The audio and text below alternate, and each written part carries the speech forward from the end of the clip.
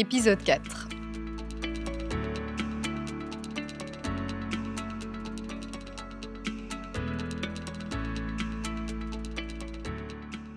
Bonjour à toutes et à tous et bienvenue sur le podcast consacré au digital.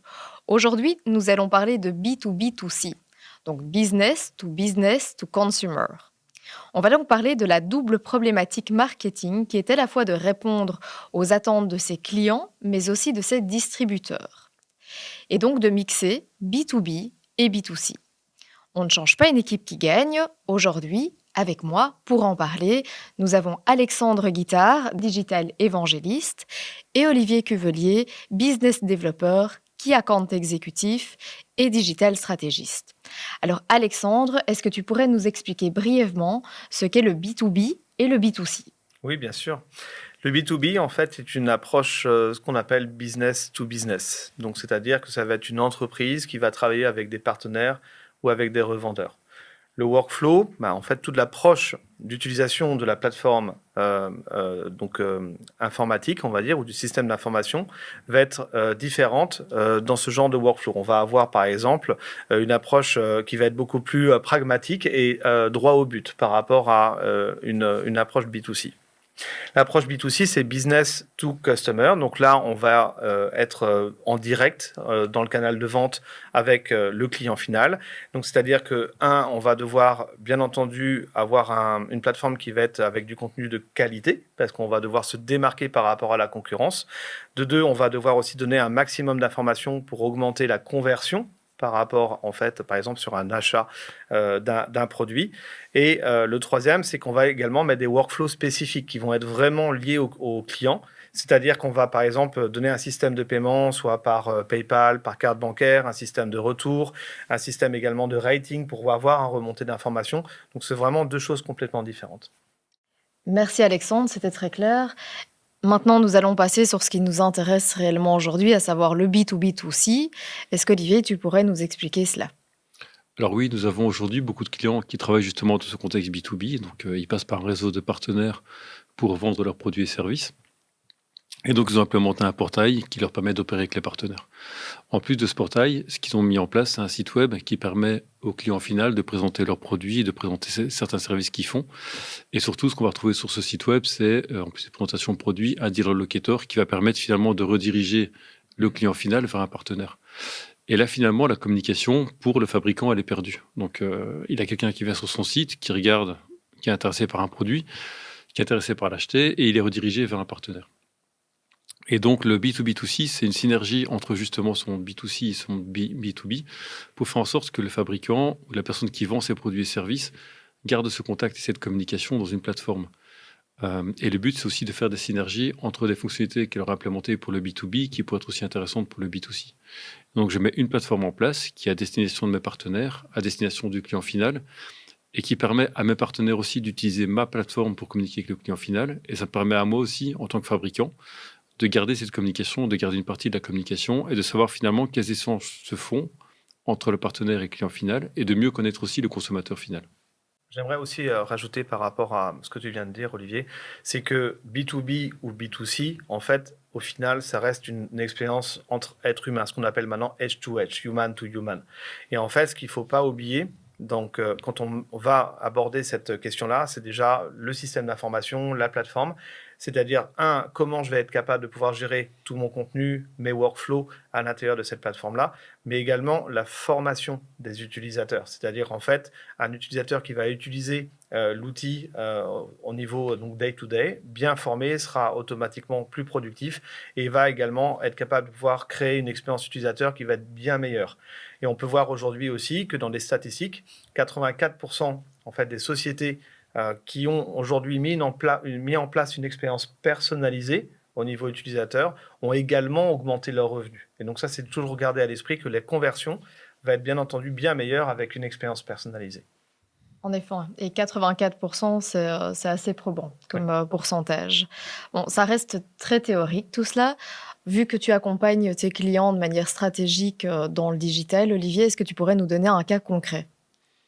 Alors oui, je vais vous parler de Pierret, donc, qui est un fabricant de portes et châssis en Belgique et qui travaille justement en B2B, donc avec un réseau de revendeurs propres, enfin qui ne sont pas des revendeurs Pierret, mais qui sont des indépendants et qui vont revendre leurs produits. Et donc là, si on regarde une expérience client, on va parler de Figital, donc qui est physique et digital, vu qu'un client en fait va venir sur le site de Pierret, va s'intéresser à des produits.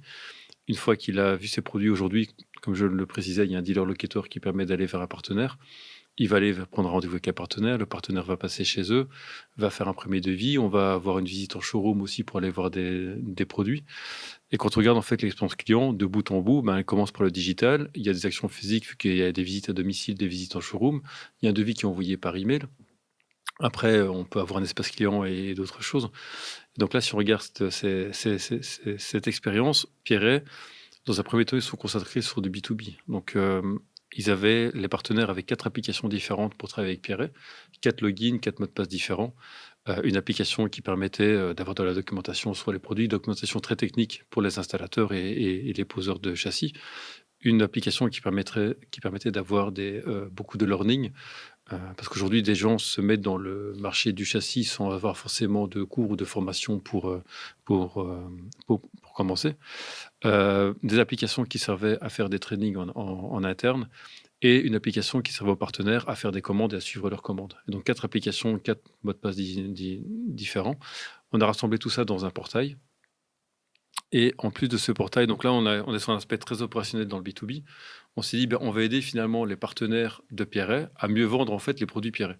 Donc on s'est dit aussi, on va aider les partenaires à inspirer le client final. Et donc là, le concept de B2C qu'on ajoute, avec des exemples, des références cases ou d'autres choses que les vendeurs dans les showrooms peuvent montrer au client final.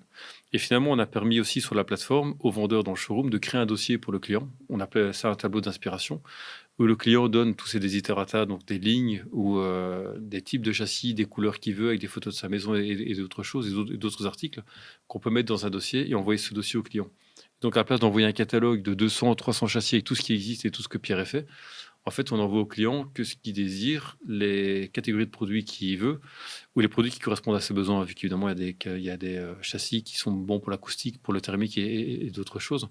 Et donc là, on a mis en place ces tableaux d'inspiration qui sont envoyés par email et qui permettent de suivre aussi ce que fait le client avec ce tableau d'inspiration. Et maintenant, nous rentrons dans une phase 2 où on va aller un peu plus loin. Donc, on va mettre pour le partenaire aussi tout ce qui est customer service, donc le suivi de la commande et les plaintes qu'il pourra avoir ou des mises à jour, d'autres choses qu'il voudrait par rapport à une commande. Et on s'intéresse maintenant aussi à la partie web, où justement, ce qu'on veut, c'est conserver cette communication avec le client final, voir que les informations sont échangées entre le partenaire et le client final, et s'assurer que en fait, le client reçoit bien la bonne information et faire du suivi aussi un peu plus tard. Donc, quelqu'un qui commande des châssis aujourd'hui pourrait très bien commander une porte dans 5 ans. Et justement, Pierret, qui est un fabricant, a plus de moyens que tous les partenaires qui sont des installateurs finalement, pour mettre en place une plateforme de marketing, faire du marketing automation et faire du suivi de commandes et faire des relances clients automatiques, ce que finalement tous les partenaires ne peuvent pas faire. Est-ce que justement, le B2B2C est quelque chose de régulier? Est-ce que tu vois ça souvent chez tes clients ou est-ce que tu restes dans du B2B et B2C? Alors nos clients généralement voient ça comme étant 2 plateformes différentes. Donc ils ont une plateforme B2B très opérationnelle qui permet justement de suivre de commandes, de bien travailler avec le fabricant. Et ensuite, ils ont un site web, mais ils voient ça vraiment comme étant 2 choses différentes. Nous, ce qu'on voit de plus en plus, c'est que on voit des synergies entre les deux. Parce qu'évidemment, au niveau design, au niveau branding, une marque, elle a un branding, elle a un design. Qu'on soit partenaire ou qu'on soit client, on a bien s'identifier une marque. Si je reprends l'exemple de Pierret, par exemple, ils ont rebrandé tout leur showroom il n'y a pas longtemps. Donc évidemment, le site web et toutes les applications qu'ils ont correspondent au design qu'ils ont mis en place pour les showrooms. Si on a maintenant une application qui fait les deux, on produit une fois le design. Donc ça, c'est un des premiers avantages qu'on a en faisant une synergie entre le B2B et le B2C. Si on implémente des fonctionnalités spécifiques en fait pour le B2B, on peut les réutiliser aussi dans son B2C. Donc une fonctionnalité permet en fait d'être utilisée dans les deux mondes. Donc on voit pour l'instant de plus en plus de synergie entre les deux. Et troisième chose très importante, je le disais, c'était cette communication client qu'on veut garder. On veut savoir ce qui se passe une fois que le client a reçu un devis, on veut pouvoir le relancer.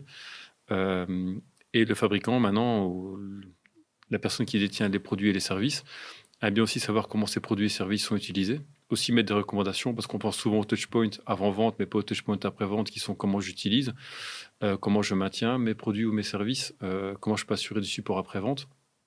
Et donc, ça aussi, le fabricant aimerait bien prendre part à cette communication-là et garde en fait toutes ces données qui vont lui permettre d'envoyer de la documentation structurée et correspondant aux produits ou services que le client a acheté. J'aimerais aussi également rajouter dans cette synergie B2B2C, gérer la présence des personas et des profils de consommateurs. En fait, dans la partie B2C, je pense que tout le monde a en tête le fait qu'on a différents types de consommateurs, que ce soit vraiment un profil particulier d'acheteurs, mais souvent on oublie gérer la mise en place de personas ou de profils dans le monde du B2B. Parce que là, dans ton cas, par exemple, chez Pierret, ben voilà, on va vendre au consommateur final, parce que lui, il a sa maison qu'il doit équiper, mais on oublie par exemple l'installateur. Ou on oublie la personne qui va être en magasin, par exemple, qui va être là en conseil pour pouvoir finaliser la vente, et l'installateur qui, lui, va avoir également un besoin spécifique à un accès à un contenu très pertinent, très particulier, par exemple la taille des châssis, la mise en place des châssis, les contraintes qui sont imposées, par exemple, par Pierret par rapport à la garantie. Et ça, c'est aussi quelque chose qui est souvent oublié. Donc, je pense que le côté persona, profiling, est très important dans cette mise en place du B2B2C. En effet, oui. Merci Alexandre pour ces précisions. J'aimerais reprendre quelques key takeaways pour vous, nos auditeurs. Le premier étant qu'il faut absolument prendre en compte les attentes des clients finaux et cela dès le départ, que ce soit vos partenaires, vos clients ou vos employés.